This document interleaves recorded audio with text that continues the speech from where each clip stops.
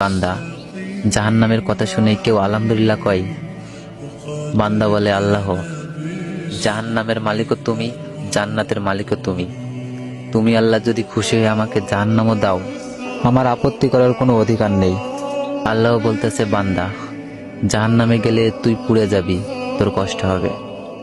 বান্দা বলতেছে, আল্লাহ, কষ্ট শুধু আমার হবে না, তোমারও হবে। আল্লাহ বলে, বান্দা, তুই পড়বি জাহান্নামে, আমার কষ্ট কেন হবে?